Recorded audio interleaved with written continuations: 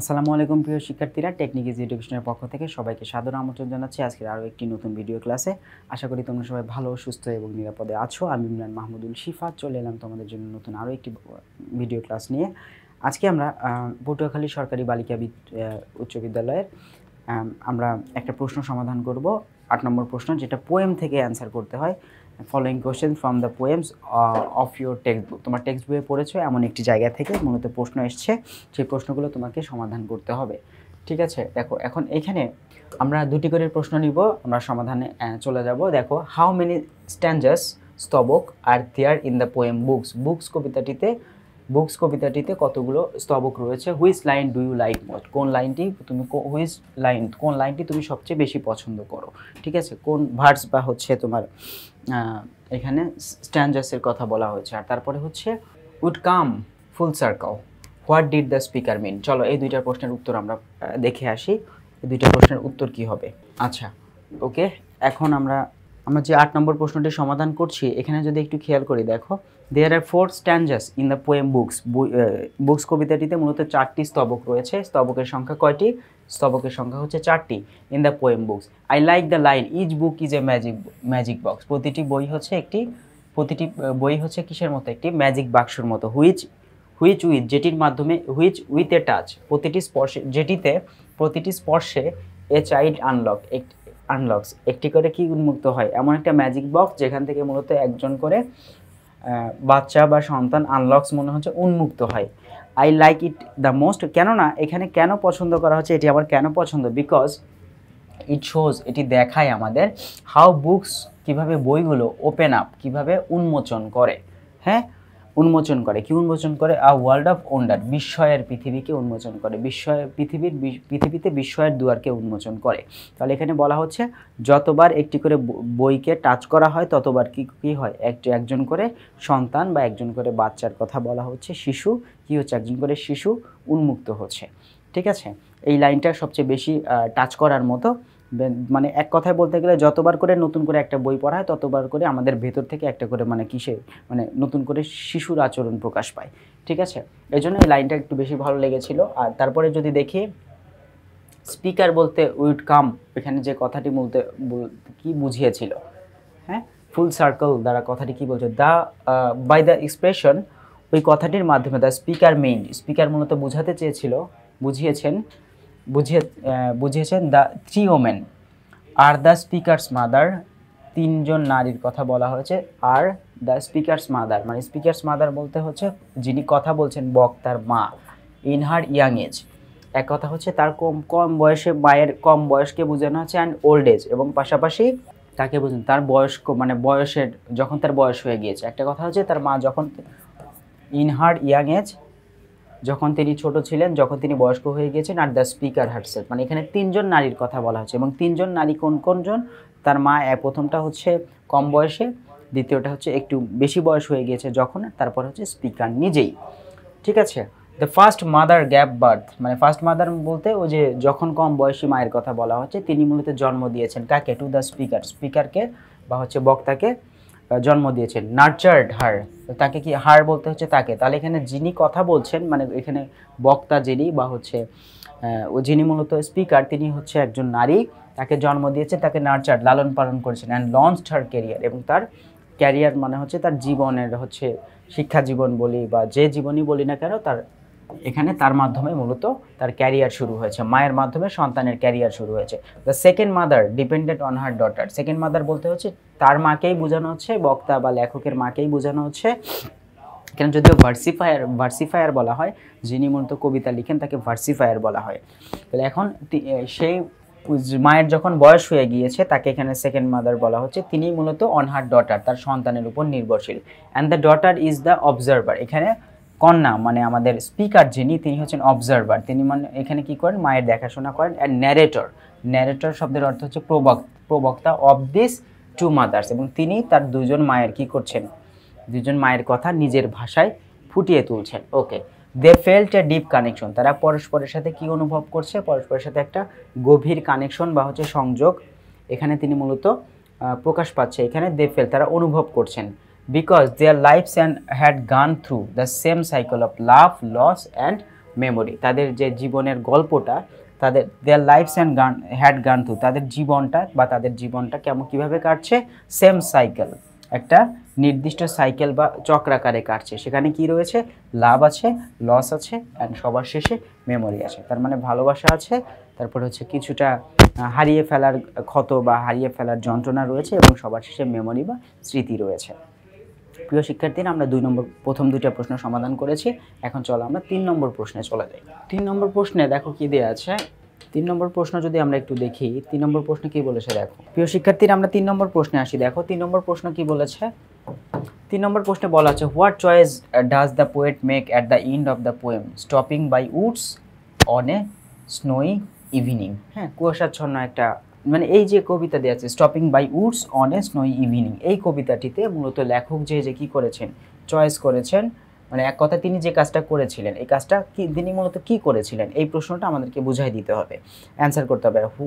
Who was the speaker second mother, মানে স্পিকারের second mother কে ছিল, দ্বিতীয় মা কে ছিলেন, এবং what was expected from her, এবং তার থেকে আমাদের expected from her, what was expected from her, এই সেকেন্ড মাদার তার সন্তানের কাছে তিনি মূলত কি চেয়েছিলেন। চলো আমরা এই দুটি প্রশ্ন পড়ে আসি।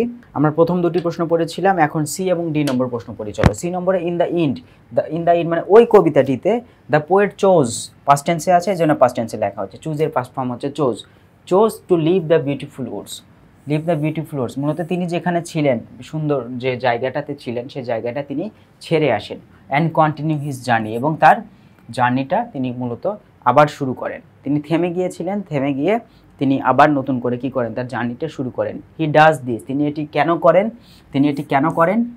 এখানে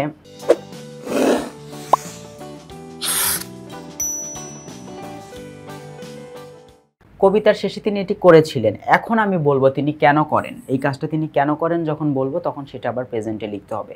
হি ডাজ দিস, তিনি এটি করেন, this because he has promises, তিনি মূলত কি করেছেন, কথা দিয়েছেন, to keep, promises to keep and many Miles to go, তিনি কথা দিয়েছেন কথা রাখার জন্য, and many Miles to go, তিনি প্রমিস করেছেন যে many Miles to go before he can rest, মানে এক কথায় তিনি রেস্ট নেওয়া বলতে এখানে তিনি থেমে যাওয়ার পূর্বে তিনি অনেক দূরে যেতে চান, তিনি মূলত অনেক দূরে যেতে চান। তাহলে তিনি এখানে লাস্ট শেষের দিকে কি করেছিলেন, তিনি যে সুন্দর জায়গাটি রয়েছে সেই জায়গাটি তিনি ছেড়ে দেন, এবং ছেড়ে তিনি মূলত কি করেছিলেন, তিনি সেখানে থাকতে পারতেন, এবং তিনি জার্নিও কন্টিনিউ করতে পারতেন। তিনি কি করেন, তিনি জার্নিকে কন্টিনিউ করাকে বেছে নেন, এবং তিনি মূলত যাত্রা পুনরায় শুরু করেন। এবং যাত্রা পুনরায় শুরু করার কারণ কি, এখন বলা হচ্ছে হি ডাজ দিস, তিনি মূলত এটি করেছিলেন বিকজ, কেননা হি প্রমিসেস টু কিপ, তিনি মূলত প্রমিস করেছিলেন যে এখানে কি করবেন, তিনি মূলত প্রমিস রাখবেন বা তিনি তার যাত্রা কন্টিনিউ রাখবেন, and many Miles to go, এবং তিনি প্রমিস করেছিলেন যে তাকে অনেক দূর যেতে হবে, কখন,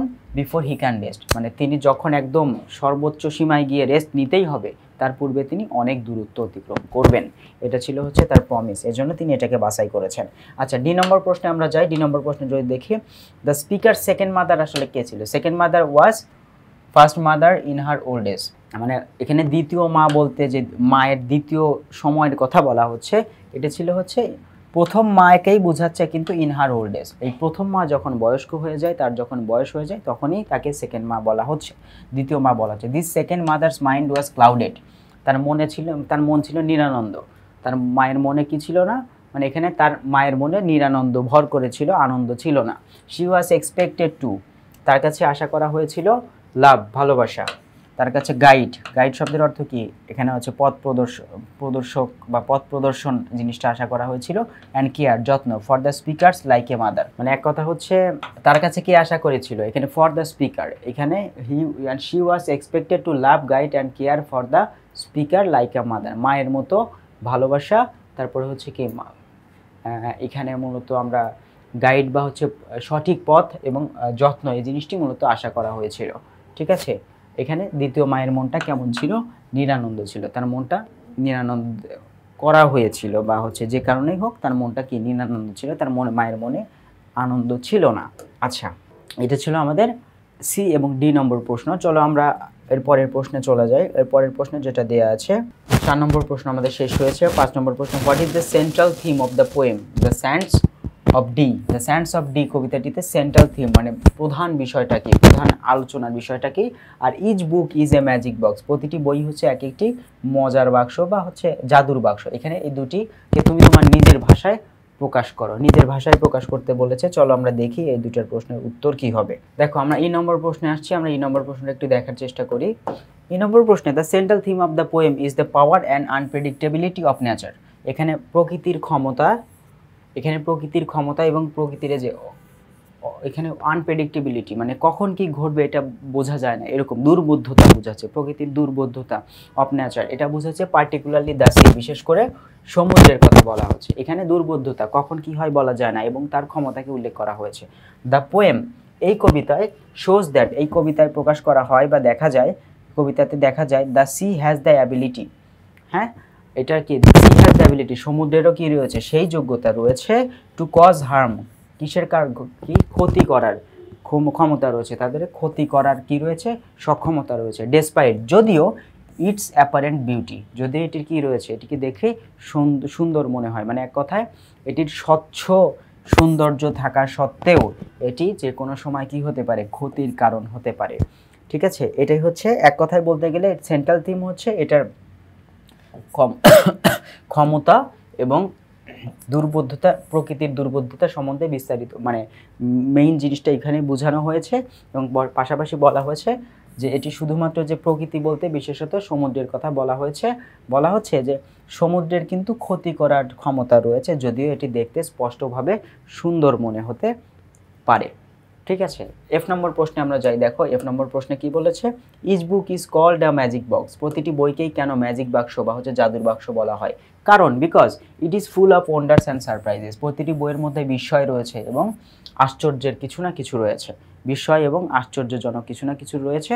হোয়েন উই ওপেন আ বুক, যখন আমরা কোনো একটি বই খুলি বা কোনো একটি বই শুরু করি, উই ডিসকভার নিউ আইডিয়াস, আমরা সেখানে কি খুঁজে পাই, নতুন নতুন মতামত, স্টোরিজ, গল্প অ্যান্ড নলেজ, এবং নতুন নতুন জ্ঞান খুঁজে পাই। সেটা কিসের মতো, অনেকটা ম্যাজিকের মতো। তাহলে এখানে প্রতিটি বইকেই ম্যাজিক বক্স বলা হচ্ছে এই জন্য কারণ প্রতিটা বইয়ের মধ্যেই রয়েছে কি বিস্ময় এবং আশ্চর্য কিছু না কিছু রয়েছে। হোয়েন উই ওপেন আ বুক, যখন আমরা কোনো একটি বই খুলি, উই ডিসকভার, আমরা খুঁজে পাই, কি খুঁজে পাই, নিউ আইডিয়াস, নতুন নতুন কি আইডিয়া বা পরিকল্পনা বা মতামত, পাশাপাশি স্টোরি মানে গল্প, এবং সবার শেষে নলেজ লাইক ম্যাজিক। ঠিক আছে, ওকে, এখন আমাদের আর দুটি প্রশ্ন বাকি আছে, চলো প্রশ্ন দুটি আমরা পড়ে নিই।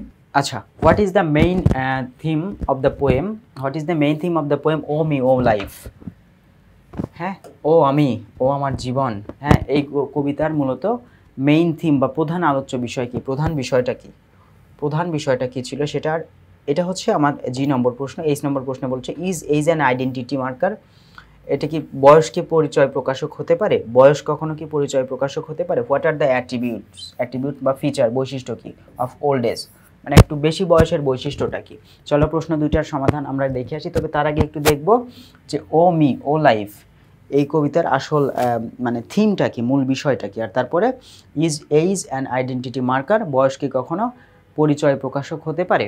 আর তারপরে হচ্ছে হোয়াট আর দ্য অ্যাট্রিবিউটস, বৈশিষ্ট্যগুলো কী কী, অফ ওল্ড এজ মানে বেশি বয়সের বৈশিষ্ট্যগুলো কী কী। চলো আমরা সমাধানে চলে যাই। ওকে, আমরা একদম সঠিক জায়গায় চলে এসেছি। ওকে, তাহলে এখান থেকে আমরা দেখি the main theme of the poem O me O life, এই কবিতার মানে এইটুকু অংশকে, এই যে কবিতার অংশটুকুকে কিন্তু ইনভার্টেড কমা দিয়ে আটকে দেওয়া হয়েছে।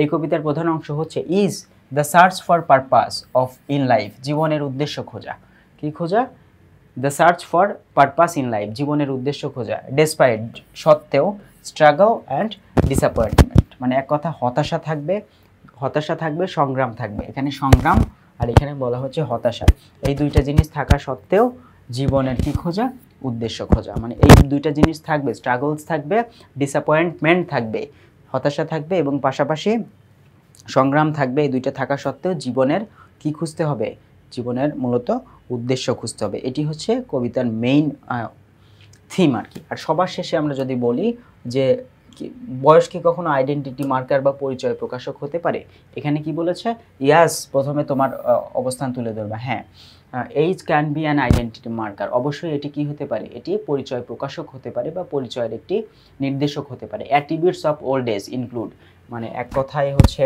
বৈশিষ্ট্যগুলো, প্রাপ্তবয়স্ক বা হচ্ছে প্রাপ্তবয়স্ক, ওল্ড এজ মানে হচ্ছে বেশি বয়স্ক, বয়োজ্যেষ্ঠ, এটার যে বৈশিষ্ট্যগুলো ইনক্লুড এটার মধ্যে রয়েছে। দেখো এখানে যদি অ্যাট্রিবিউটসের এস না থাকতো তাহলে এখানে ইনক্লুড এস হয়ে যেত প্রেজেন্ট ইনডিফিনিট টেন্সে। অ্যাট্রিবিউট কিন্তু থার্ড পারসন প্লুরাল, এজন্য আমরা ভার্বের সাথে এস যুক্ত করলাম না। উইজডম যেখানে বিজ্ঞতা রয়েছে, এক্সপিরিয়েন্স অভিজ্ঞতা রয়েছে, এবং সামটাইমস ফিজিক্যাল উইকনেস, এবং সেখানে কি থাকে কিছু কিছু সময় শারীরিক দুর্বলতা থাকে। তাহলে আমরা কি দেখে বুঝবো বয়স বেড়ে গেছে? অবশ্যই বিজ্ঞতা থাকবে, উইজডম, তারপরে হচ্ছে এক্সপিরিয়েন্স থাকবে, অভিজ্ঞতা থাকবে, অনেক কিছুরই অভিজ্ঞতা থাকবে, এবং পাশাপাশি সামটাইমস ফিজিক্যাল উইকনেস, এবং কিছু কিছু সময় আমরা মূলত কী দেখতে পাবো এখানে ফিজিক্যাল উইকনেস বা হচ্ছে শারীরিক দুর্বলতা আমরা দেখতে পাবো। ঠিক আছে, যাই হোক প্রিয় শিক্ষার্থীরা, আমরা আজকের ক্লাসের মানে শেষের দিকে একদম শেষে চলে আসছি। আজকে আমরা এই মুহূর্তে আমরা ক্লাস থেকে বিদায় নিচ্ছি। পুরো ক্লাস জুড়ে আমি ইমরান মাহমুদুল শিফাত ছিলাম তোমাদের সঙ্গে। আশা করি তোমরা বুঝতে পেরেছো। পরবর্তী কোনো একটি ক্লাসে আবার হয়তো হাজির হয়ে যাব টেকনিক ইজি এডুকেশনের সঙ্গে। তোমাদের সঙ্গে পরবর্তী ক্লাসে আবার দেখা হচ্ছে। সে পর্যন্ত তোমরা সবাই ভালো থাকো, সুস্থ থাকো। আসসালামু আলাইকুম।